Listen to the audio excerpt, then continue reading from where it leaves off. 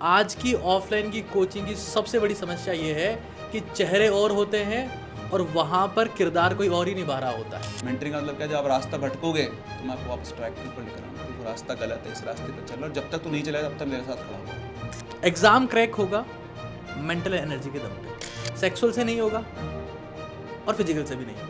JEE NEET दोनों के बच्चे आ सकते हैं, स्पेसिफिकली ड्रॉपर्स और 12th क्लास के स्टूडेंट्स जिनकी 11th ख़राब हो गई है, जो कहीं परेशान है, 11th के फाउंडेशन नहीं बना, छूट गई है, बीमार हो गए, तो जो भी हो। नहीं मान नहीं सकते, यहाँ पर आकर जान सकते हैं। आपका कमिटमेंट मानना कुछ नहीं हो। तो अभी हमें कोटा मेंटर्स पे और आज इनॉग्रेशन हुआ है सर। सबसे पहले तो आप सभी को बहुत बहुत बधाई हो सर इसके लिए। thank you. और अभी हमारे साथ में है प्रिंस सर है, मुकेश सर है, महेश सर है और एबी के सर है। तो इनसे एक एक करके हम बातचीत करेंगे और कोटा मेंटर्स के बारे में जानेंगे। तो प्रिंस सर से सबसे पहले मेरा सवाल रहेगा कि कोटा मेंटर्स को कोटा में लाने के पीछे रीजन क्या है सर? रीज़न बहुत सिंपल है। सबसे जो मेन पॉइंट है, बच्चों का ध्यान रखना, बच्चों की केयर करना। जो बच्चे अपने गोल को लेकर आते हैं उनकी तरफ हम उसको प्रॉपरली गाइड कर पाएँ, यही कोटा मेंटर का विजन है। नाम में दिखता है आपको कोटा मेंटर्स, मतलब कोटा उन सब बच्चों को मेंटर करेगा जो जेई नीट की तैयारी कर रहे हैं, जिनको कहीं भी प्रिपरेशन में दिक्कत आती है। और सिर्फ बातों से नहीं, एक्चुअली हम लोग एग्जीक्यूट करके उनको मेंटर करेंगे। उसके लिए हम लोग बहुत सारे प्लान बना रखे हैं। धीरे धीरे बच्चों के साथ वो प्लान्स आपके सामने भी रिवील होंगे। आज हमारा लाइव है, उसमें भी रिवील होगा। सर मुकेश सर से मेरा क्वेश्चन रहेगा कि कोटा मेंटर्स की की पॉइंट्स क्या होने वाले हैं और किस तरीके से आप बच्चों को यहाँ पर एजुकेशन देने वाले हैं? हमारा सिंपल एक विज़न है कि बच्चा यहाँ पे ही लेक्चर अटेंड करे और उसकी सेल्फ स्टडी भी यहाँ पे ही कंप्लीट हो जाए। हम लोग ये वडोदरा और सूरत में अभी कर ही रहे हैं, तो हमारे लिए न्यू नहीं है। हमें एकदम परफेक्टली पता है कि बच्चों को कैसे पढ़ाने के साथ मेंटरशिप कैसे करना है और यहाँ पे ही सेल्फ स्टडी ख़त्म करके बच्चों को हमें घर पे भेजना है, तो वो हमारा लक्ष्य रहेगा। सर मेरा आपसे एक क्वेश्चन रहेगा कि कोटा में अदर्स भी बहुत सारी कोचिंग्स है, उनसे अपना कोटा मेंटर्स जो है वो कैसे डिफरेंट है? अभी कोटा मेंटर्स की बात करूँ तो सबसे पहले लाइफ में कोई भी आदमी कब सक्सेस बनता है, जब उसका एक कोई मेंटर्स हो। हम पूरा एक एग्जांपल महाभारत का ले तो अर्जुन के पास सब कुछ था, लेकिन एक समय वो भी अपने जंग में बैठ गए थे। लेकिन श्री कृष्ण ने ऐसी मेंटरशिप उसको दी और बाद में जो पूरी जंग जीती। तो वही बेस पे हम बच्चों को खाली पढ़ाना नहीं चाहते, उसको प्रॉपर मेंटरशिप दे के उसके जो रेगुलर लाइफ में हर दिन ये जे नीट के बच्चे, जेई और नीट के बच्चे पढ़ते, उसको हर दिन कुछ ना कुछ प्रॉब्लम होते ही रहते। उसको प्रॉपर मेंटरशिप दे के उसको जहाँ पर जाना है वहाँ पर जाने के लिए हमारा ये कोटा मेंटरशिप पहला काम करेगा। पढ़ाने के साथ साथ मेंटरशिप दे के बच्चों को उसके लक्ष्य तक पहुँचाने का काम है। जी, एबी के सर से मेरा क्वेश्चन रहेगा। सर कोटा में काफ़ी सारी प्रॉब्लम्स है बच्चों के साथ होती है। यहाँ आते हैं तो सपने कुछ अलग रहते हैं, लेकिन डिस्ट्रैक्शन, डिप्रेशन, स्ट्रेस या उसके कोर्स पीछे छूटते रहते हैं। कोई उसको मेंटर करने वाला नहीं होता। घर पे तो माँ बाप होते हैं जो उनको मेंटर करते हैं। अब कोटा मेंटर्स आप लेकर आए हैं, तो क्या ऐसी प्रॉब्लम से बच्चे चिंता से दूर रह सकते हैं? देखिए, कोटा मेंटर्स को स्टार्ट करने का हमारा कोई प्लान नहीं था। आपको पता हो तो हमने रिसेंटली नीट काका जी मेंटरशिप सेंटर खोला है। जी। वहाँ पर पिछले 2-3 महीनों में 750 के आसपास बच्चे आए हैं और उनका ये कहना है कि सर, जहाँ हम पढ़ते हैं, जिन टीचर से पढ़ते हैं, उनके साथ एक हमारा कनेक्शन होता है, लेकिन उनके पास समय नहीं है। इसलिए हम लोग हमारी प्रॉब्लम्स को साझा करने के लिए, हमारे इश्यूज़ को डिस्कस करने के लिए आपके पास आते हैं। कोटा में बहुत भीड़ है, ये कोटा की ताकत है, क्योंकि भीड़ कंपटीशन देती है। लेकिन कोटा की कमजोरी भी यही है, क्या इफ़ेक्टिवली हर एक टीचर बच्चे का हाथ पकड़ पा रहा है और वहाँ छोड़ पा रहा है जिसके लिए वो यहाँ पर आया है, चाहे वो IITs हों, चाहे फिर मेडिकल कॉलेजेस हों। हमने कोटा मेंटर्स में डिसाइड किया है कि हम लोग सिर्फ 500 बच्चों को कैटर करने वाले हैं। It is very fixed. ऐसा नहीं है कि जितनी भीड़ आ गई उनको लेते जाओ, उसके बाद बच्चे को DPP नहीं मिल रही है, लेक्चर नहीं मिल रहा है और सब स्टैंडर्ड टीचर दे दिए गए। आज की ऑफलाइन की कोचिंग की सबसे बड़ी समस्या ये है कि चेहरे और होते हैं और वहाँ पर किरदार कोई और ही निभा रहा होता है। बिल्कुल। और जब ये दिक्कत होती है तो बच्चा ठगा हुआ महसूस करता है कि हम जिनकी फ़ोटोज़ और पोस्टर देखकर यहाँ पर आए थे वो तो क्लासरूम में कभी दिखे ही नहीं। विद्या के नाम पर पीठ दिखाने के कई काम किए जा रहे हैं। मैं किसी को क्रिटिसाइज़ नहीं करने जा रहा, बच्चे बात जानते हैं।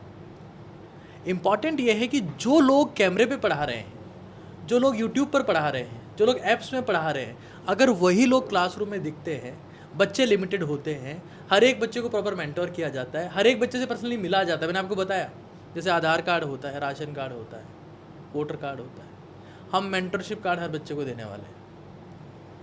हमने डेडिकेट किया है कि भाई इन 50 बच्चों को ये टीचर संभालेंगे। ओके। बच्चा अपनी प्रॉब्लम लिख के लेके आएगा, टीचर उनकी समस्याओं का समाधान लिखेंगे, और साल में से एक नहीं 6 मीटिंग होगी।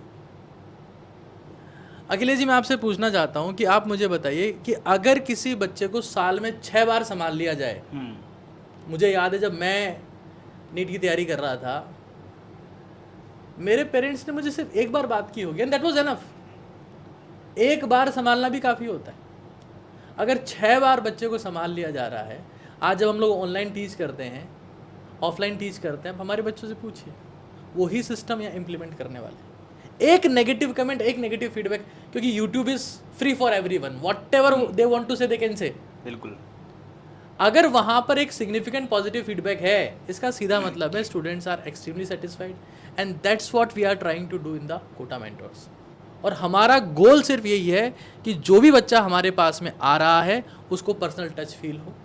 इसके लिए चाहे वो डायरी सिस्टम हो, क्योंकि मैंने आपको बताया जो बच्चा लिखेगा वो उसके रिजल्ट में दिखेगा।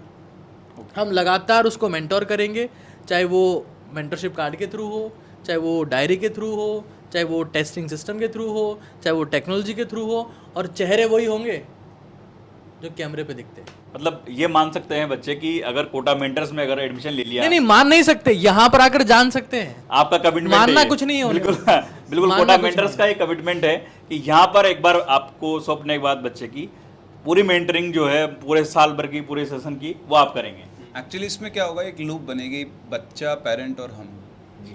तो जैसे हम लोग बच्चों से काम करवाएंगे, बट कुछ बच्चे ऐसे होंगे जो नहीं करना चाहते, बीच में रुक जाएंगे। हम उनको समझाएंगे, काउंसिल करेंगे, फिर उनके पेरेंट्स को इन्वॉल्व करेंगे, भाई हम इनसे काम करवाना चाह रहे हैं, ये नहीं कर रहे। तो ऐसा नहीं कि आप बच्चे को छोड़कर अब भूल गए, ठीक है, पेरेंट आएंगे, एडमिशन कराएंगे, उसके बाद भी वो लूप के अंदर रहेंगे।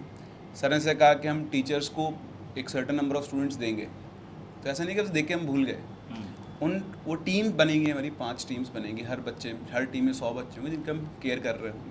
वो टीम भी आपस में कॉम्पीट करेंगी, उनके भी बीच में कॉम्पिटिशन हो। बहुत सारी चीज़ें हैं जो हमने डिज़ाइन की है, हम उनको इम्प्लीमेंट करेंगे। बहुत ज़्यादा तो मैं आपके सामने भी ओपन नहीं कर सकता हूँ, आप भी समझते हो क्यों उसका कारण, लेकिन बहुत जल्दी 1-2-3 महीने बाद हम वापस मिलेंगे और आपको डिटेल बताएंगे हम लोग एक्चुअली क्या कर रहे हैं। ओके सर, इसमें कौन सी क्लास के स्टूडेंट्स जो है वो आ सकते हैं और कौन सी स्ट्रीम के बच्चे आ सकते हैं, कब से स्टार्ट हो रहा है? इसमें जेई नीट दोनों के बच्चे आ सकते हैं, स्पेसिफिकली ड्रॉपर्स और 12th क्लास के स्टूडेंट्स जिनकी 11th ख़राब हो गई है, जो कहीं परेशान है, 11th के फाउंडेशन नहीं बना, छूट गई है, बीमार हो गए, तो जो भी हो, हम 9 अप्रैल को बैच शुरू कर रहे हैं जेई नीट दोनों का, JEE 25, NEET 25, JEE mains plus advance और नीट 25 तो है ही। दोनों में 11th प्लस 12th पूरी डिटेल में कवर करवाई जाएगी। हमारी क्लास जो है वो 2 पार्ट्स में डिवाइडेड है, 1.25 घंटे theory, normal class illustration, plus 45 minute उसी टॉपिक के ऊपर बेस्ड प्रैक्टिस जो टीचर क्लास में करवाएंगे। और उसके बाद सेकेंड स्लॉट में फिर हम बच्चों को बुलाएंगे उनकी सेल्फ स्टडी को कंप्लीट करवाने के लिए। तो ये एक चीज़ है, ऐसी और बहुत सारी छोटी छोटी चीज़ें हैं जो हमें पता है कि बच्चों को हर दिन चाहिए होती है, हर दिन उनको कितना काम करना है, कितने क्वेश्चन सॉल्व करने हैं, दैट इज़ सफिशेंट। अगर आपने आज इतने क्वेश्चन, मान लो आपने 100 क्वेश्चन रोज़ भी किए हर सब्जेक्ट के, तो 300 क्वेश्चन 3 सब्जेक्ट के, आप गिन लो, अगर आप 300 दिन पढ़ रहे हो तो आप कितने क्वेश्चन सॉल्व कर रहे हो, that is more than sufficient. वो नहीं कर पाता एक स्टूडेंट, क्या होता है बीच बीच में उसके फेजेस आते हैं, ठीक है, और शुरू में क्या होता है, जो शुरू के 2 महीने होते हैं उसका फंडामेंटल फेज़ होता है, फाउंडेशन बिल्डिंग फेज़ होता है, तो वहाँ सबसे ज़्यादा उसके ऊपर काम करना होता है। वहाँ अगर उसकी एक आदत बन गई पढ़ने की, उसके बाद उसको कुछ सिखाने की ज़रूरत नहीं थी, फिर वो तभी आएगा आपके पास जब उसको पीड़ा होगी, और उस पीड़ा को सुनकर अगर आप उसकी पीड़ा का सोल्यूशन दे सकते हो, that is called guidance, that is called mentoring. Mentoring का मतलब नहीं कि आप उंगली पकड़ के मैं लेकर जाऊँगा, मैं नहीं कर सकता। मेंटरिंग का मतलब क्या, जब आप रास्ता भटकोगे तो मैं आपको वापस ट्रैक के ऊपर लेकर आऊँगा कि वो रास्ता गलत है, इस रास्ते पर चल रहा, और जब तक तू नहीं चलाएगा तब तक मेरे साथ खड़ा हुआ। तो सर कोटा मेंटर्स की टीम से मैं ये बोलना चाहूँगा, जो हमारे बच्चे इसको देख रहे हैं उनको फाइनली क्या कमिटमेंट करना चाहेंगे आप? देखिए, सबसे इम्पॉर्टेंट मतलब एक ह्यूमन बीइंग में बेसिकली देखा जाए तो 4 टाइप की एनर्जी होती है, एक मेंटल, एक फिजिकल, एक सेक्सुअल, एक spiritual. Spiritual is a energy of old people, ऐसा कहा जाता है। अगर एक यंग इंसान की बात करें, इसमें बारूद है, जिसमें लड़ने की क्षमता है, जो जंग करना चाहता है, जिसमें जज्बा है, जुनून है। 3 टाइप की डोमिनेंट एनर्जी है, mental, physical, sexual. Exam crack होगा मेंटल एनर्जी के दम पे, सेक्सुअल से नहीं होगा और फिजिकल से भी नहीं होगा, यहाँ से क्रैक होगा। मैं हमेशा स्टूडेंट से ये कहता हूँ और समझाता हूँ कि जब तक आप अपनी हर एक एनर्जी को चैनलाइज करके मेंटल में नहीं लाएंगे, आप खुद की बेस्ट परफॉर्मेंस नहीं दे पाएंगे। Sexual energy is one of the dominant factor in the distraction of students. Instagrams, बाकी वीडियोस, वो तो सिर्फ एक ट्रिगरिंग फैक्टर हैं, एनर्जी उसमें है। आप मुझे बताइए ना, आग कहाँ लगती है, धमाका कहाँ होता है? जहाँ बारूद हो। बारूद ही नहीं होगा तो आप कितना ही जला लीजिए, एक गीली लकड़ी की भी जलती है। तो हमारा गोल ये है कि बच्चा पढ़ाई के साथ में ये भी समझे कि उसको पसीना बहाना है। जो बच्चा पसीना बहाएगा वो डिस्ट्रैक्ट नहीं हो सकता। आपने कोई फौजी को देखा है? वो हर वक्त हमेशा उसकी जान हथेली पे लेके घूमता है, लेकिन और परिवार से दूर रहता है। क्या कभी वो स्ट्रेस में आता है, एंग्जाइटी में आता है, डिप्रेशन में जाता है? वो कभी खुद को कमज़ोर महसूस करता है? भारत के सबसे ताकतवर लोग फौजी है। क्यों? क्योंकि वो पसीना बहाते हैं। और बच्चों को समझना पड़ेगा कि अब जितना मोबाइल फ़ोन के एडिक्शन में आ चुके हो, अब भारत के युवाओं को पसीना बहाने की ज़रूरत है। क्योंकि वो पसीना सिर्फ टॉक्सिन नहीं है, एंग्जाइटी भी उसमें बह रही है, नेगेटिविटी भी बह रही है, स्ट्रेस भी बह रहा है, फ्रस्ट्रेशन भी बह रहा है। मतलब मोबाइल का डेटा बहाने की जरूरत नहीं है, पसीना बहाने की जरूरत है।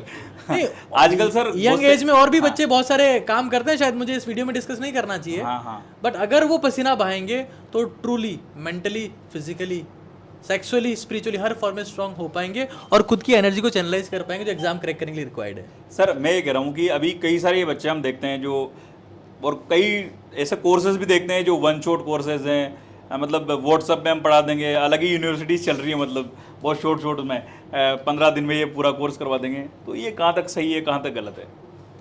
यार मुझे एक चीज़ लगती है, मैं हमेशा ये बोलता रहा हूँ, देख आपका सिलेक्शन या आपकी रैंक डायरेक्टली प्रोपोर्शनल टू होती है रिवीजन के।